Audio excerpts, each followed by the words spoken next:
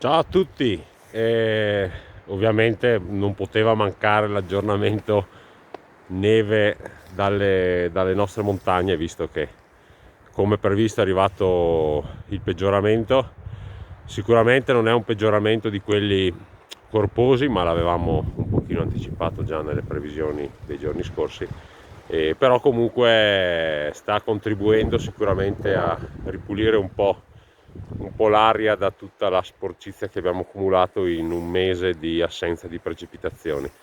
E io in questo momento mi trovo sopra Novezza, sto per andare a cima Paloni e sta nevicando con un discreto vento. Adesso qua sono un po' riparamo, se mi sposto un attimo, è una gonfa, non so se la vedete lì dietro, fate un po' fatica. Comunque con un discreto vento, ecco che adesso si sta alzando e nevischia, cioè non è una nevicata di quelle toste, però comunque un paio di centimetri di neve li ha fatti.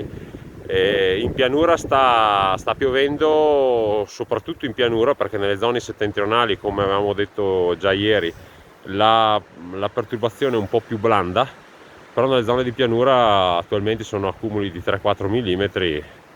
È vero che è poco, però piuttosto del piuttosto l'abbiamo piuttosto, e quindi buttei, bisogna trovare quel che viene. Nel frattempo la perturbazione dovrebbe proseguire anche nelle prossime ore ed esaurirsi nel corso del pomeriggio sera, quindi domani tornerà a tempo un po' più variabile ma senza precipitazioni. Farà sicuramente più freddo, soprattutto in montagna le minime raggiungeranno i meno 6, meno 7 gradi già a 1500 metri, quindi rispetto a finora diciamo che si farà sentire l'inverno.